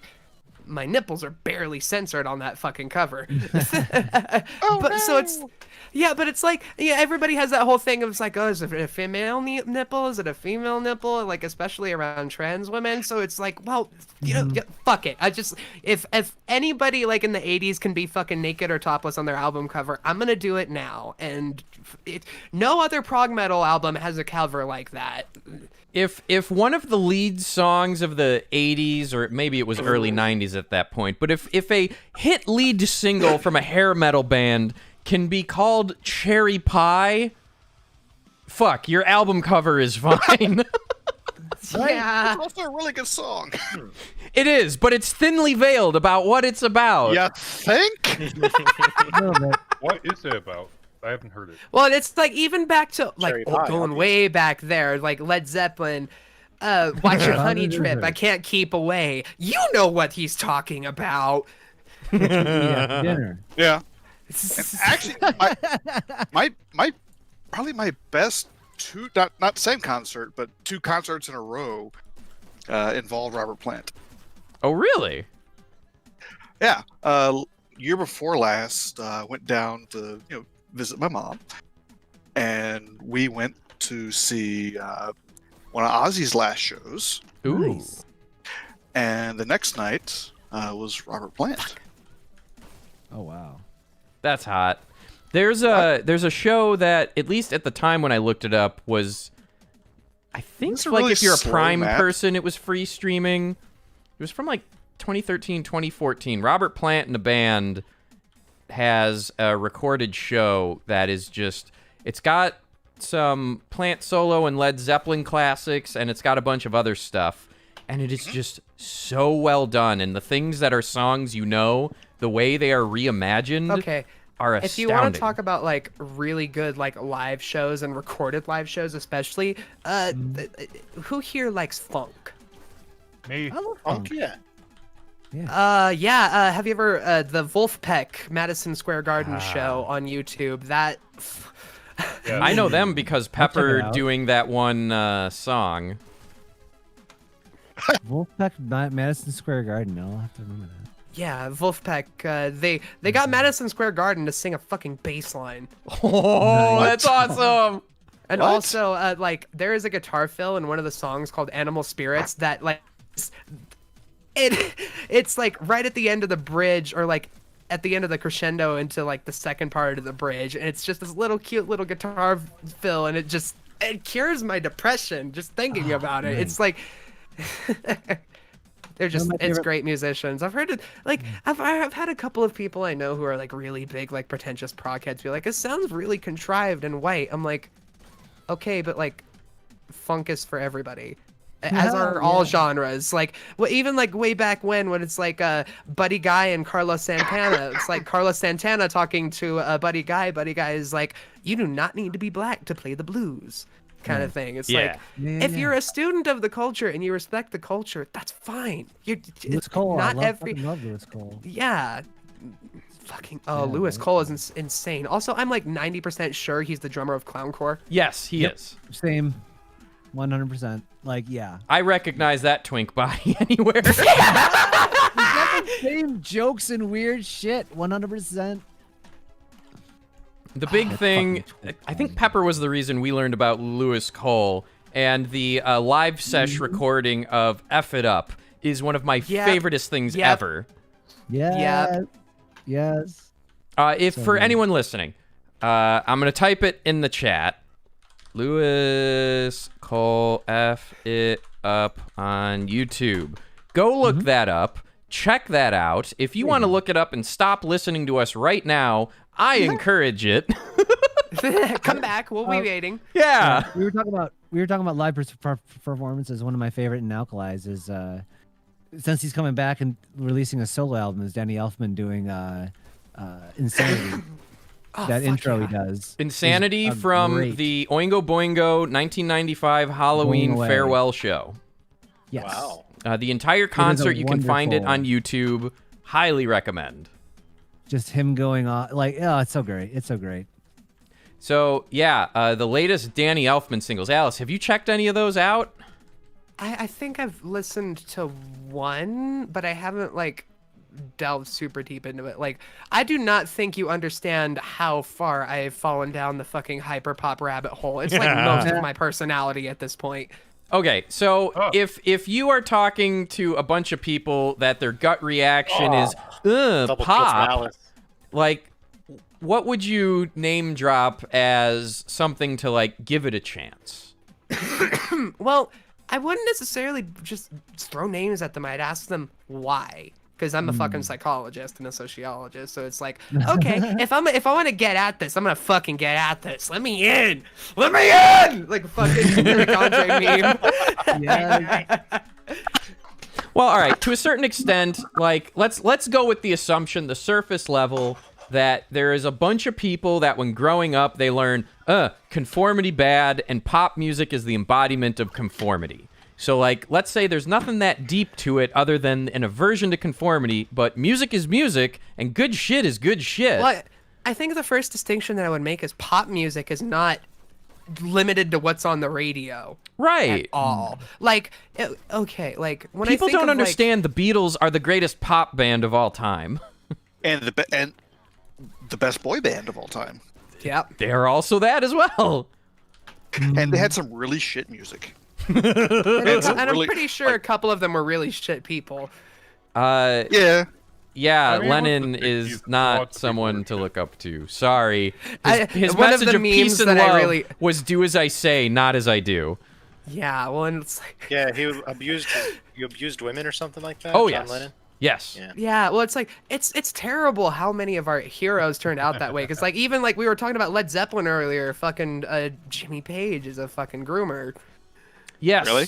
Yes. Oh, yes. In the 80s. I don't know how he still had money after all the cocaine to pay the various people to make that go away, but it doesn't take too much modern day research to find out that like, you're a creep. Ew. Yikes. Aw. Yeah. Well, and it also doesn't take much modern research to see like how much they plagiarized from impoverished Holy black fuck. artists. Yeah. So when I was saying, I saw Robert Plant. This was again a couple years ago. When no one of the things that came up in the concert Yeah, I'm was good.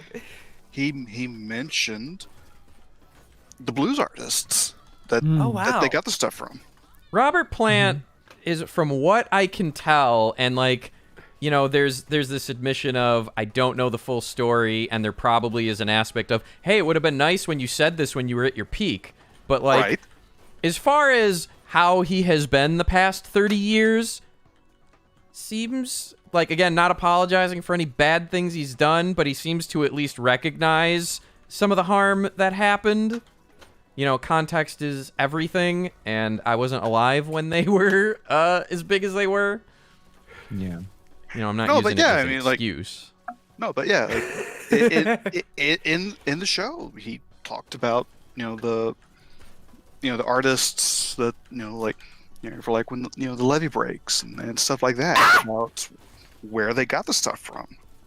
Mhm. By the I way, cannot whoever this hit that player Jacqueline model. person is, they're really good. Oh, thanks.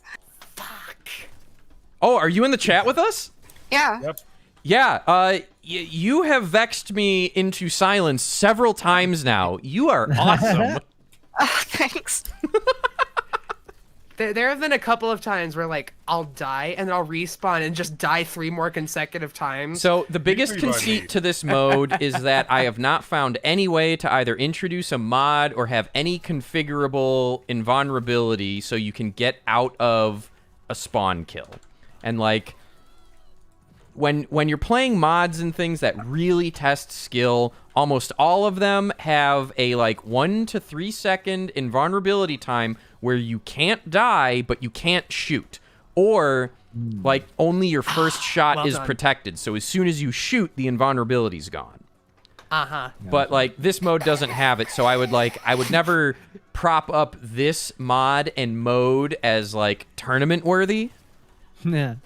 Oh, this is fun as hell though. It's fun, Yeah, but yeah, like tournament. as far as skill rank, there are some conceits that are made for this that like there's a luck aspect. Yeah. Draggor, Yes, didn't we literally have a tournament of this? we At did, one but that of was the online casual. ones? When I say tournament, I mean like cash prize, and you know, you're playing against Fatality, one of the best FPS players in the world. I Not, remember Fatality. oh, we're a bunch of Wow. furries having a casual Doom tournament. Few things are more terrifying in this mode than just getting charged by 3 red silhouettes at once. Oh yeah, those are oh drones. fuck, oh fuck, oh fuck. Like, what the fuck? Yeah, those you want to get away from because they blow up. Oh, yeah, the clones. Yeah, clones. Yeah, Fucking- drones. Hey. Kaboom. Well, it's like my fucking WSAD hand is getting cold, so it was like Ah, Skippy, you're doing so well. Oh, Okay. thank you, Whatever- thank you. My hand hurts so fucking bad right now. All right, Whatever so player model you have on Draggor is so hard to hit. Oh my god. Ah, Sometimes it's a clone. Draggor, where'd you go? sometimes What it is a clone. Yes, if I am not in the lead, so that one I have quit out of this game because I'm prepping the next server. So the next match y'all can play. I'm gonna put a server together, and we're gonna transition to So- Doomware after this. Yeah. So keep right. doing what y'all are doing, and I will let you know when the server is ready to go. okey doke. This is a I might beautiful take 5 once. Actually, I'm gonna take 5 now before we transition Yeah. there because That's I cool. need to rest my pob. Actually, I will And be I right might go back. Y'all, don't make me regret getting up from my seat. I had coffee mistimed, and I have to go bio break. I will be right back. Yeah, Okay, I'm going to I'll- do. I'm gonna go use the restroom and do Colorado things. I'll smoke into your stream. Is that okay? BRB. Yeah, We'll find out. I was All gonna about those tell stream them about hits. the inappropriate name that just joined, but I'm gonna yeah. make sound effects that is going through a sound effect machine. Is no way inauthentic in any way authentic. well, I guess we'll just have to live with Autistico. Is that a bot or what? 'Cause they- No. No, it's started- the offensive name person that joined. Well, what's their ping? If their ping's 0, then it's a bot. Well, I mean, like someone with a tool, a hacksaw, as they used to say. That's less likely. Okay, But I they're just suppose really possible. good, but also an asshole. That's highly likely. Yeah, that's why I was trying to get Draggor's attention before they left. Yeah, that's Well- unfortunate About what timing. guy? About who? Sadly, alright. he was talking over me. You guys are just changing servers anyways, so it'll be fine. I'm back. Yeah. Were we talking about Q? No, we were talking about Autistico. I did not see that name. Holy shit. Yeah, I was trying to tell you, but you and Zanny were talking over me. Ah, well. Wow. I mean, look, at this point, it's anyone Maybe can they're join. It's a legitimately an consequence of what I autistic do. person. I don't see it always. It's whatever. I'm not gonna say it's fine. It's whatever. I'm torturing Sims right now. All right, let's do. Is there any other way to treat Sims?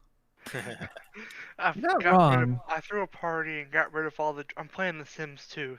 I got rid of all the drawers. There's rotten food. There's garbage all over the floor. Oh, that's one of my They're- parties. They're passing out all over the floor. They're peeing themselves.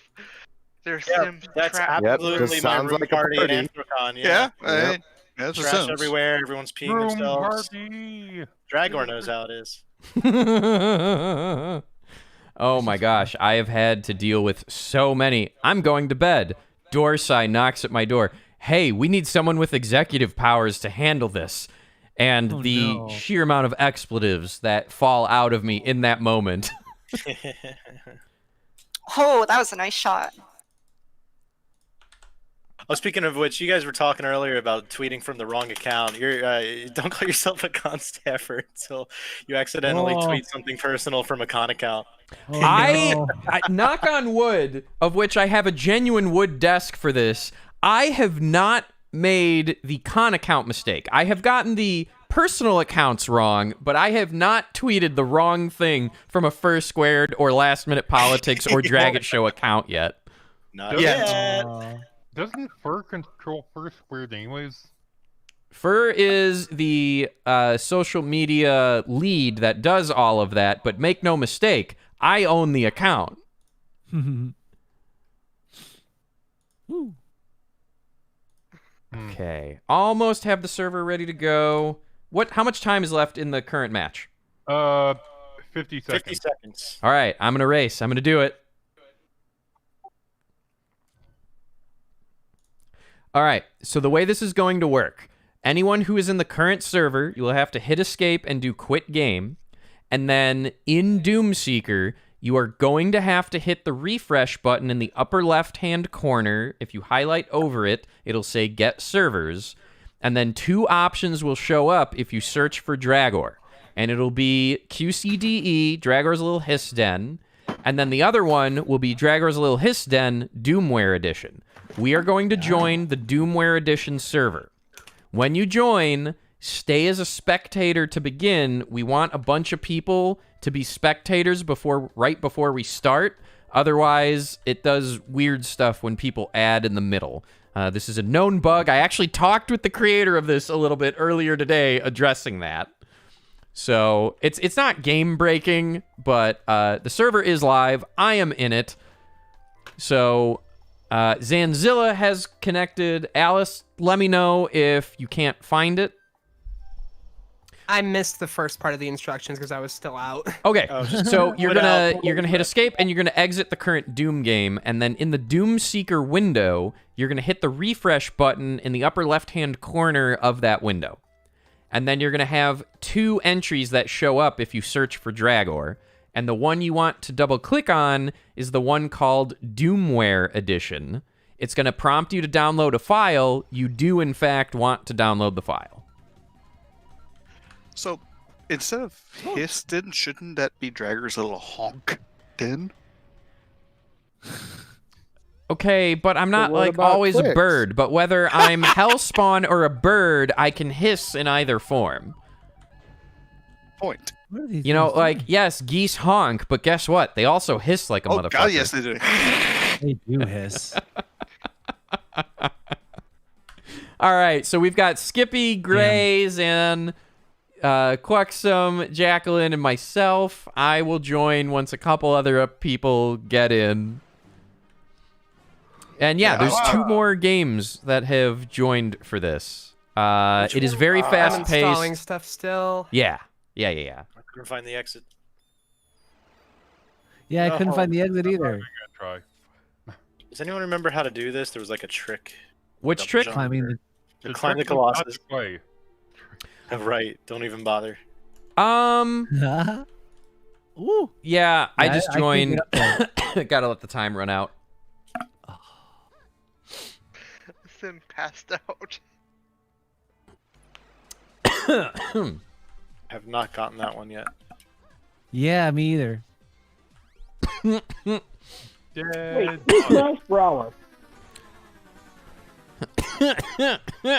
Hey, I have a Zandorum was point. crashing Hooray. for me. Oh, What was no. that? Zandorum was crashing when I tried to open that. I'll be right back. Brain Oh freeze. God.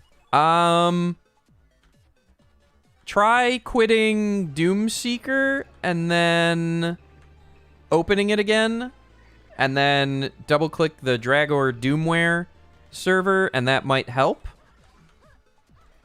Right click on the Doomware server and check WADs or whatever it is. There's find missing wads.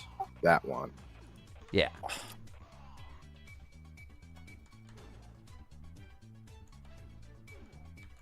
And it's the Histon, right? So there's 2 different entries. There's the one that says QCDE in front, and then there's the other one that says Doomware Edition at the end. Damn it. Okay, the Doomware server. Got you. Yeah. Pokemon. I poke all them on. Pokemon. This one contains meme Nope, holes crashed. memes older than the average Oh, user. no. It's crashing? Like it's giving you the Mac error stuff? Yep. What? Huh. I was on the right side, and then the wall, one side collapsed, and it pushed me over to the other side, and I died. Oh yeah, the Steam got a pusher, Oh. so you can't stand in the middle anymore. Oh. How do you check the This is other a new one? one. Oh. It is. This. Wait, Wait, I what? checked the whole map. Fuck you, You have to game. press tab for the map and then navigate Yeah. that way because everything is pitch Yeah. black and you can't I couldn't see. see anything in the map. It was zoomed all the way out. And there was Yeah, no time to. I used the mouse wheel to, like, I pressed the button so it wouldn't have Oh, any mouse wheel resistance. zoom? No. And I did a crazy scroll to zoom in so I could see.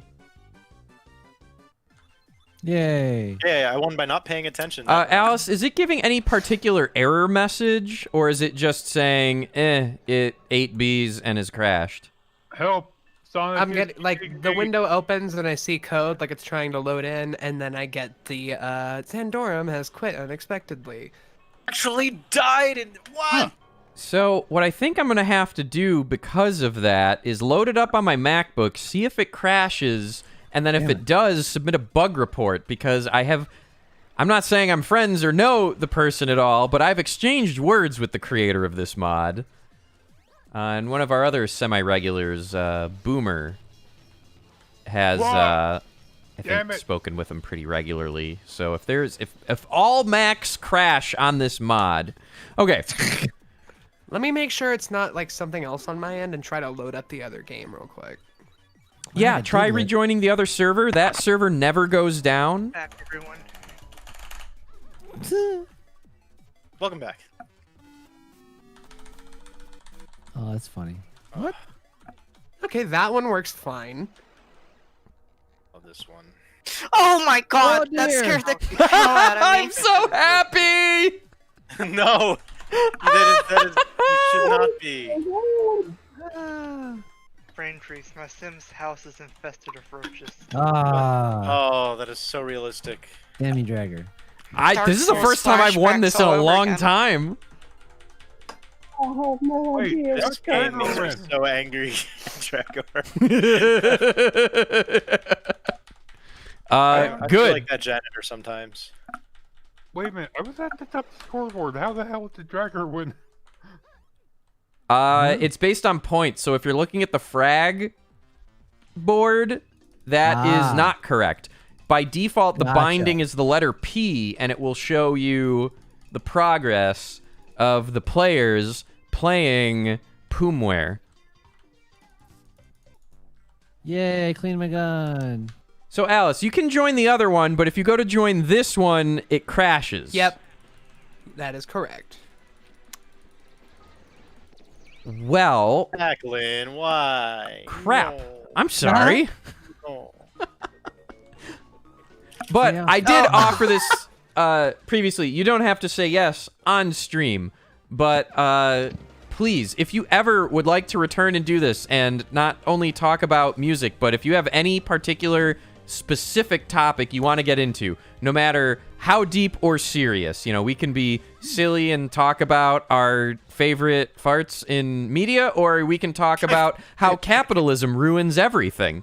Yeah, this just sounds like the conversations I usually have. Y'all are really chill. I'd love to come back. Yes. We will schedule offline, but please, I would love for you to be able to return, especially whenever or anytime music is released and you want to blab about it. This will always be a home for that. Yeah, maybe we could do something like when or right after Praxis releases. Absolutely. On the 1st is when that comes out. So. Speaking of, on the topic of musicians and doing things of the such, I do have, I believe it's on the calendar, so if you go to draggor.me/doom, there is a calendar embedded there. I have Cosmic, who is going to be on an episode, I think, in early June. I'm Cosmic is also good trying people. to get Rhubarb. Rhubarb is insane. Absolutely. There is nothing that man cannot play. Because Rhubarb and Cosmic were both there when we recorded "Spread Thy Wings" with Fox and Pepper, and just I felt so outclassed by every musician there. My foot still.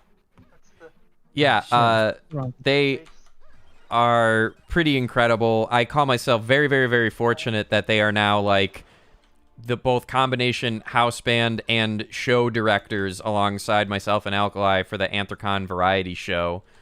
If you have not heard, yeah, you can find it on YouTube, but they wrote a silly closing song for the 2019 Anthrocon Variety Show ending, which is full 110% snark. It is awesome. Beautiful. Wonderful.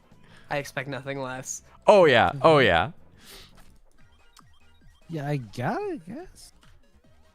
For that game, if the barrels are not moving, you want to hit them. If they have legs, that is an imposter barrel. Oh. Yay, Okay. math. So unfortunately, we're gonna finish the Doom stuff on this. Alice, at some point, I will troubleshoot why Macs don't work for this. And when you are on next, if it is such that we can't play this mod, I won't switch to this mod when you are a guest. This is the No only thing we worries didn't at all. test. Yeah, this is. We should have been more thorough, but well. I know. We still had a good time. It was really fun. No! I'm definitely looking forward to playing more of that. What? And this is open for everyone. The server that we are playing on now for the Quake Champions Doom Edition, that server is hosted in a place where it is always on. So if you need a spot for you and friends or you and 3 bots to just frag and get practice, that is always there. And if it's not there, message me, because that means it pooped itself and I have to restart it. But I have a new way to blow off steam. Just throw on some music and just go kill What shit the for hell? a bit. oh my gosh, another race Alright, to the end. Thank y'all so much for having me. I think I'm gonna hop off here since we were having those technical difficulties. Oh, I got you. Yeah, absolutely. But Thanks for check coming by. out Alice Nice to be one more here. time, Alice. Your Twitter handle or Oh, shit. anywhere else people should find at you. Alice Kane Wolf on Twitter, Alice Kane Wolf on YouTube, just Alice Kane Wolf on everything, Spotify. Bandcamp is where you can buy my music directly. It's akwmusic.bandcamp.com. That's where you can buy my old album, The Story So Far, and my new EP that's coming out, Praxis, on the 1st. When you pre-order Praxis, you get the first single instantly, and the previous album is pay what you want, so it's essentially free. You can just donate if you like. Huzzah! Thank you so much, Alice, for being a guest on Dooming with me, Draggor. Please, I hope you enjoy the rest of your weekend, and take care. Y'all as well. Thank you again for having me. Oh. Bye. Bye-bye. Bye. I wanna Doomware! Woo! I lost by. If I had finished that race, dang it! Wow. All right, We have to, like, folks one more in the round of chat, if you Doomware. are still watching, we're going to play one more round of Doomware, and then after that, on Twitch, I am going to raid into either one of the suggested channels, or if someone else I know is already raiding or have a stream going, I will go into that. Right now, we are about to get a modifier, boss round. I have no idea what that means. It just reset. Oh my gosh. This is the creator, Boo342. Is so that person in the center is Boo, who is the creator of this mod. Interesting. Don't know what's. Oh, we're supposed to kill him. Okay, we've got shotguns. Oh, Boss I do round. it. That makes ray sense. guns. Are we supposed to be shooting each other? I've never No, had this Killed him, happen. didn't we? I think we killed him, right? Did this glitch out? Did we hit a new mode and it glitched out? I think so. Because, like... Wait, what's going on? Oh, dear. there he is. Look at that. Oh, what the fuck is happening? Thanks again, Draggor. Kill him. Oh my goodness. This is silly. That is a lot of health. That is 65,000 health. I think I'm dead. What? I think we were supposed to have a lot more people. I think. He has special eyes. He sure fucking does. Oh, I died and I can't respawn. I mean, if all of us die, then maybe this will end and we can Yeah. play the regular mode. This is cool. Like my hobby, once a bunch of stuff settles down, is I want to write mods and minigames for this mod. Oh, hell yeah. All right, who's left? Jacqueline. Jacqueline, you should let it kill you. It did. Game over. Everyone is dead. Huzzah. Oh, dear. Yeah, Slippery Stallion. That definitely minigame. is a hex, or yeah, a hexadecimal math max. What are you saying? 65,535. If you're going from Oh, base 2 okay. to base 10, that's a common number. All right, we are playing our final round of... Oh, jeez. I understand how to dodge this game. I and live. accidentally Oh, dodged it dear. just now. How did I do that? What? All right, How did so I if you dodge look it? at the ground, the vaguely orange-colored portions of the conveyor belt...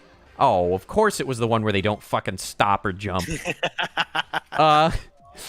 If you're on the gray conveyor belt, it won't hit you, but the conveyor belts are always moving you towards the center lava. So you have to adjust very carefully, but once you understand that, it's actually easy to dodge the spiky things going around the square. You know, I learned something today. Woo! What did you learn, Draggor? I learned how to not get ripped to shreds by spike. No, I lied. I got ripped to shreds by spiky things. Real morality. Turn. But yes, chat, I am a... This is new. Oh, it's a maze. Whatever the heck that was. I got Resident Evil hallwayed. Oh my god. Those hallways. No, I didn't hit the edge. Fuck you, game. Sweep up my cube pieces. Meet the worm. Meet the worm. Hello, worm. Meet the worm. I want to meet the worm. No, I didn't get the mushroom. Zan, did you fuck up and not meet the worm? I wasn't fast enough. My Well, here I run go. wasn't on. I killed myself because. Here I go again on so my close. own. Oh, Rainbow Road. There's I a thought- road. Walking down the only road I've ever known. Fuck, I did it again.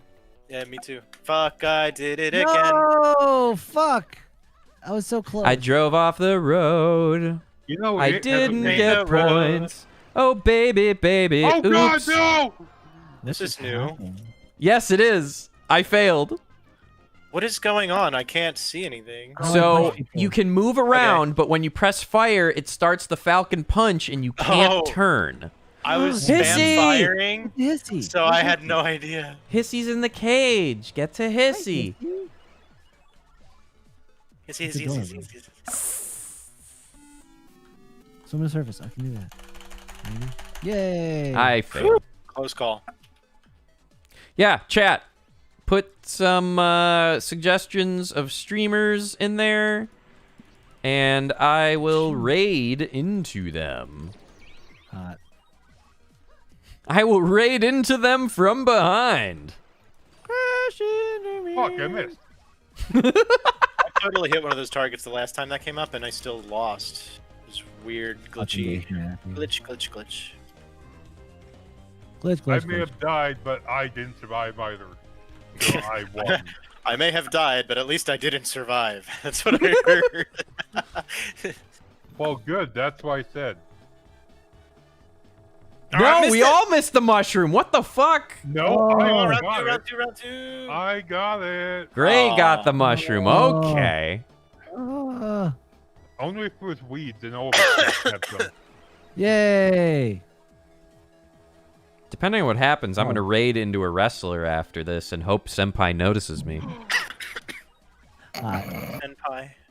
Alex Abrahantes Romero. might be streaming, and he's the one that does Penta Says. Oh God, Penta no. says, Not that. yes. I fucked up. I fucked up. I love that. attitude. We all did. Yeah, the barrels, man. The barrels. All right, we're at round 17 stopped out of moving. 25. We're at round 18 out of 25. We are nearing the end of the stream. Zan, is there anything you would like to announce? Nothing in particular. Just thanks for having me on, and thanks for coming around, guys. That's all. Y'all. Yay, Zan. what's Yeah, up? we have been pretty consistent at doing golf with furry friends before dooming with me, Draggor, so I like this. This is good.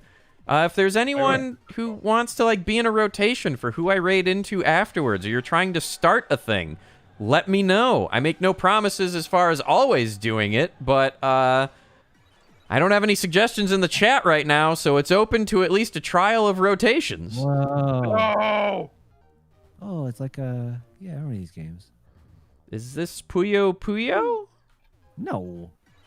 What? I don't know. Nothing like Puyo Puyo. I don't know what it was. Puyo Puyo is like Puyo's a puzzle That was game. mean. Oh. That was mean. Oh, all that shiz. I don't know what this means. What does this do? The original Which one Dr. is least Mario is Puyo Puyo. Oh, I died anyway. Oh. dang it! Kirby's Skippy Avalanche? pushed me, and then Yep. I don't like that mini game because it requires a lot of in the pocket Doom knowledge, but at some point we'll be able to memorize what the outcomes are. Dr. Pocket. I already Robotnik's know Mean what the Bean outcome Machine. was, and me and Skippy chose the right one.